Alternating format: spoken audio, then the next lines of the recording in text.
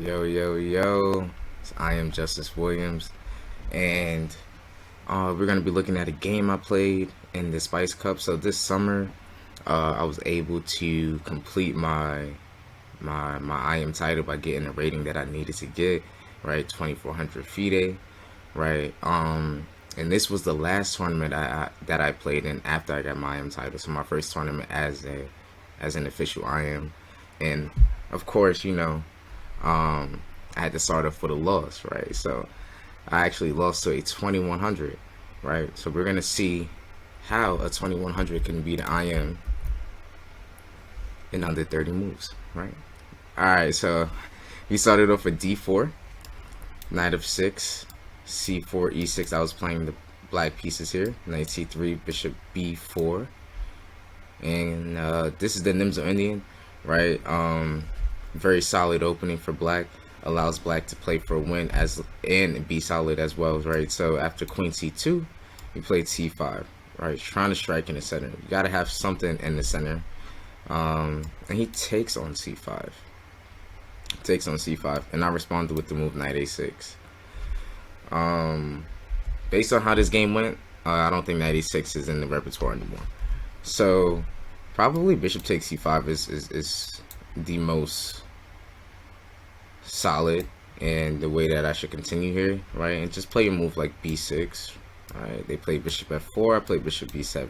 They play E3 and I castle, and then I play D5 sooner or later, Knight C6, right? And it's pretty normal, but that's not how this game went, right? So I started with Knight A6. He played A3, Bishop takes C3, Queen takes C3, and I was pretty familiar with this position. And I won't say I haven't lost in this position, but I played a lot of blitz games in this position, and it looks okay. It looked okay, so I was like, why not play it, right? It's 2100. Like, I thought I was just gonna breeze through the game here, but he played B4. He really dog walked me this game. So after 94, I'm used to a lot of moves. He played Queen B2, and that's a move I haven't seen before, but it proved to be very useful here. Right, usually I'm used to moves like Queen C2. We're just gonna respond with moves like D5, and this is pretty normal here. And if C5, now we have this move Knight G4, and now it gets very sticky for white here. If you play F3, not only can I just jump to F2 right away, but I can also just play the move Queen H4, and this probably ends the game very quickly. G3, knight takes here, pawn takes, and now queen takes. So when you take this, and at the end black is up not only a pawn but also an exchange here. So this is usually what I'm used to, right? So he actually played Queen B2, and we'll see the difference between Queen C2 and Queen B2 in that exact line as well, right? So after Queen B2, D5 is played, and now C5. Now C5 makes a lot of sense. It's restricting the knight from its last retreating square, right? So now a threat is F3. F3 is now a threat. So I had to play the move D4. I couldn't play a move like castles because after F3 the knight is trapped, right? And now we're out of the game. We're out of the game very early here. So D4 has to be played, giving myself another retreating square, or another square to move my knight to if F3 ever came. And he plays the move E3, right? Makes sense, right? You want to attack this, you want to attack the central pawn, because the pawn can be of use if you just leave it alone, right? So attack it right away. So he plays the move E3, and I play E5 here. So I could have played Knight G4, right?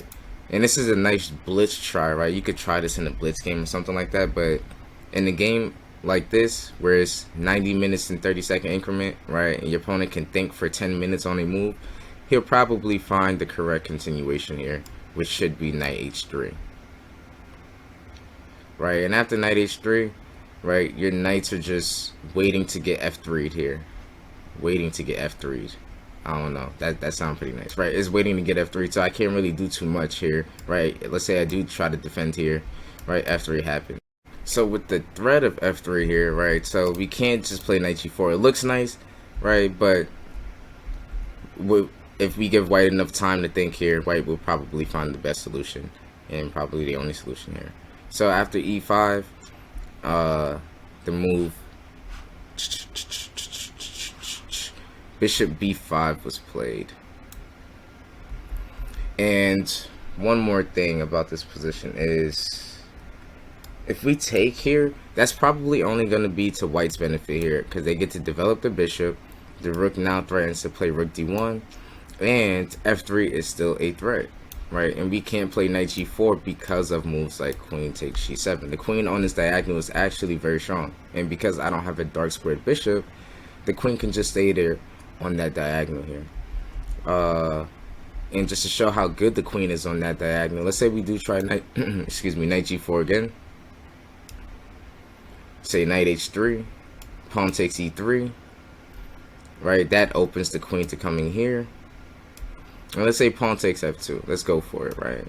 Knight takes f2, and since our rook is hanging, our knights are hanging, let's play queen f6. Only way to really defend all of them together, but that doesn't really matter too much after either knight takes on f6 and then bishop b2, and we're too many pieces are hanging or under attack, and we don't have the right pieces to defend here. If I had a bishop on e7, that would make all the difference in the world, but we don't have that bishop on e7, so it's whatever. So that can't happen. So after e3, I played e5, just maintaining the tension, trying to keep something in the position, right? Just some sort of confusion here. And after bishop b5, I played the move king f8. Now the only reason why I played king f8 is because I didn't want to play bishop d7, and the only reason why I didn't want to play bishop d7 is that after bishop takes c7, queen takes e7, right, continually defending this pawn on d4, right? If he just plays a normal developing move like knight f3, he's threatening to take on e5, but that's not the worst of it, is that when he threatens to take on e5, he's also threatening the queen here. So I just didn't want to allow him to develop with tempo. So I was like, alright, I'd rather move my king and keep some more pieces on the board. So king f8 was played instead. But when you do play a move like king f8, you got to understand that your position is getting a little critical here, right? You got to play accurately. Like, something has to happen. Like, something needs to turn in your favor here, or else this is just a bad position for you. So I'm starting to realize, like, oh, this is not going too well for me here. So I need to do something ASAP. And so he plays knight f3. I play knight c3, right, protecting the pawn because it interrupts the queen's attack of it, but it also attacks the bishop.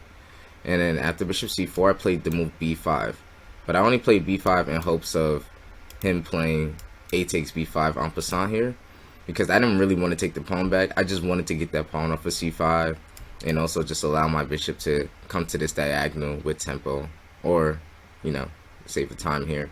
And I mean, I'm not even saying the position is good still. Like, the position is still bad, but I mean, I throw a lot of bluffs there. I play some poker too, so it's whatever. So bishop b3 and bishop b7 anyway. Bishop b3, excuse me, not bishop b7, queen e7, right, defending the pawn. Queen e7 here. He castles, and now bishop b7. Right now it's like, all right, cool. Now I'm threatening bishop takes f3. Like, I have some threats. My pieces are getting out. My king is still bad, but you know, I'm still living here. I'm still surviving here. But after he plays pawn takes d4, we realize that bishop takes f3 was another bluff here.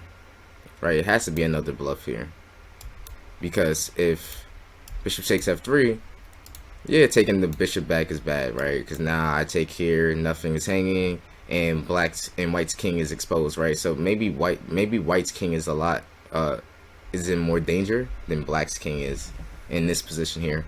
But he doesn't have to play bishop g takes f3, and instead he can play the move queen takes c3, which keeps this bishop hanging, regains your piece, but also threatens to win another pawn. So black would be down 2 pawns here if this happened here. So say I move the bishop, even here, move like rook e1, right, get the bishop back, bow, and we're down 2 pawns here, again, right? So not really, it's just not really a position that we really need to get into here. So understand that it's a bluff, take back here. But here now we actually do have some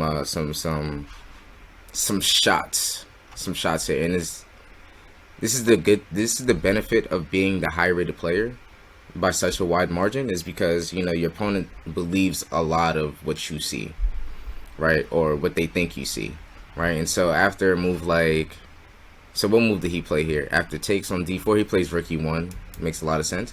But let's say if he were to take on d4, right, there are some shots here that just make him question, right? Queen e4 is number one. Queen e4 is number one simply because of, if they played his weak response, knight f3, knight e2 is actually winning on the spot. Because after king h1, queen takes f3, give me that. Right, and so this is mate. So that's one shot that looks scary in white's position. Let's say another one.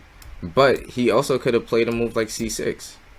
And that just disrupts everything that I wanted to do. Right, at least here I get to get my pawn back. But this can't be a good position for black, right? Bishop can sit here on c5 with outpost with check. Rook is threatening to go to c1.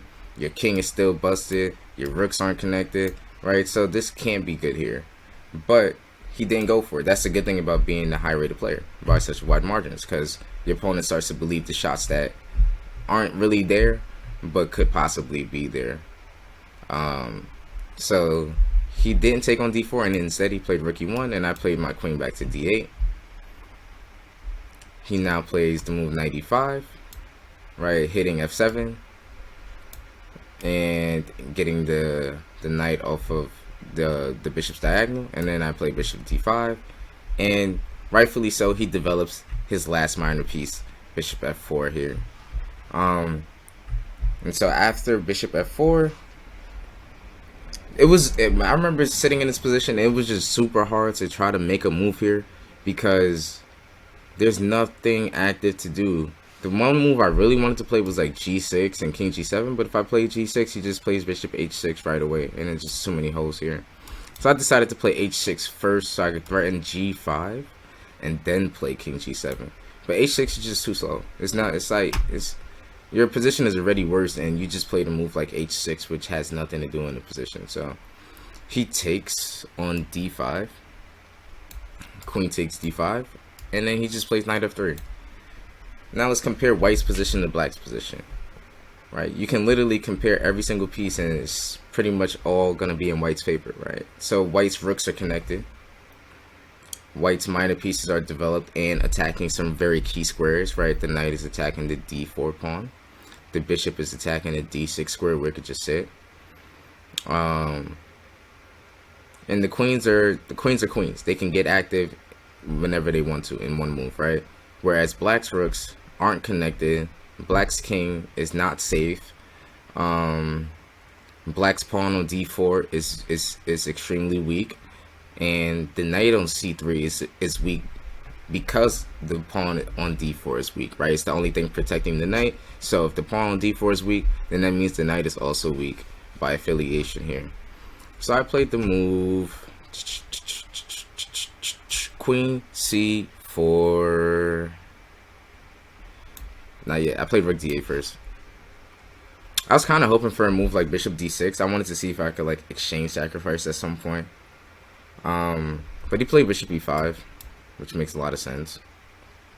Now I played the move queen c4, and rightfully so, he plays the move rook a to c1 here, which makes a lot of sense, right? Why would you not just develop your last piece and also develop it on the file that the queen is also on, your opponent's queen is also on here?